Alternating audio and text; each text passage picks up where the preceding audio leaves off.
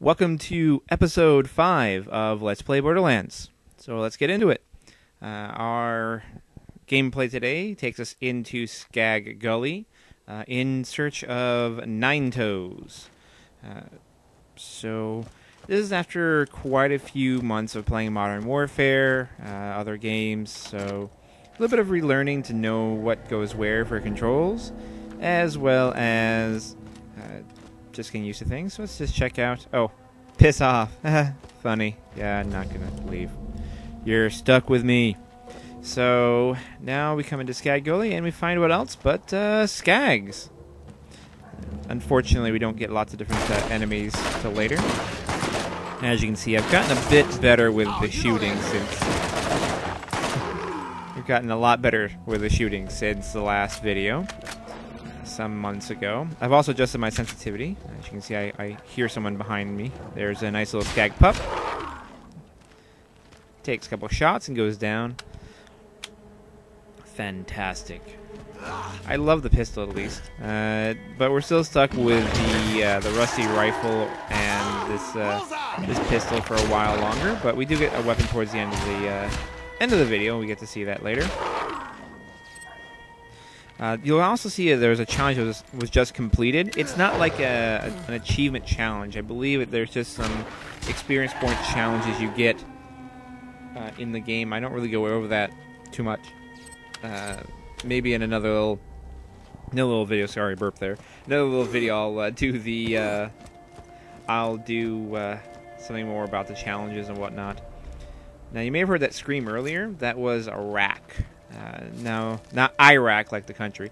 Iraq, as in a bird. There are some flying enemies in this, and you'll see there's a shadow if you watch the rock really quickly. See that shadow? Yeah. I look around because in later gameplay they do come after you, but right now they are just set pieces. They're just part of the scene. So we're stuck killing skags and bandits until they let us kill something else more interesting.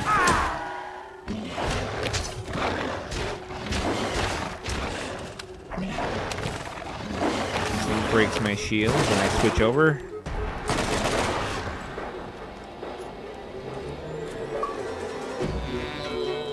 Okay, those musical stings will happen every so often in the gameplay. It's normally either when you're in trouble or when there's a sudden event that's coming up. You'll get this little musical sting. So here's our first objective, is to come here and get the weapons cache. And we get a nice new repeater with a scope. And a heavy machine gun, which we're told that is going to go in our backpack, because we can't wear it right now.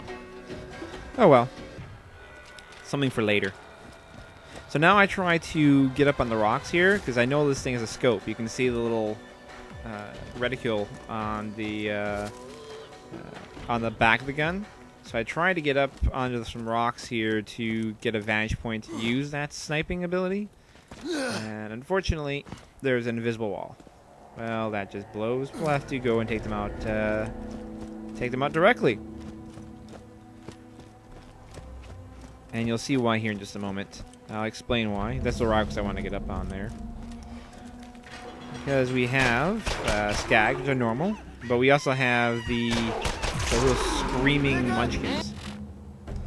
Skill points we'll deal with in just a moment. The game wanted to tell me, though, now that I've leveled, I've got a skill point.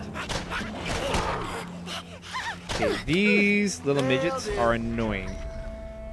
They're annoying because if they attack you and miss a few times or aren't able to get to kill you, they will then whip out a grenade and charge you with it.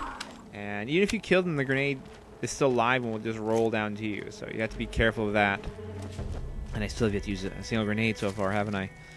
Oh well. I've got 3 grenades if ever I want them. As you can see, there's some signs up in the background. They really don't want me going in there. Ooh, trouble. Ooh, scary. So now time for another visit from our neighborly hallucination. You are about to face your first real challenge. I hope you've toughened up enough. Well, why don't you just, tell me how to fight this guy? Jesus. Some guardian angel. Okay, so now it's time to spend skill points. Now, like I said in one of the earlier videos, one of the other features of most of these dungeon crawler type games, you have these kind of skill trees. that allow you to power up your character. Now in this case, most of the skill trees for Roland, the soldier, are based around his turret gun that he's able to drop down. Now, again, you'll have the infantry section, which is more about making it a more powerful weapon. You have the support, where it basically gives you some added bonuses and perks, like regenerating ammo and whatnot. And you have the medic class, which allows you to heal everyone. So you have to spend the first point just to get the turret started. And then you have to spend so many points in each section in order to unlock the next level. And you can tell that by the colors as they go down.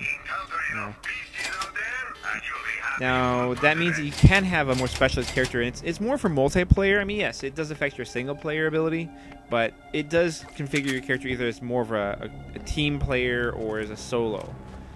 Since this is sort of the tank class, they have most of the abilities are affecting the entire party, so I don't get as much benefit as as I would if I was playing with other people.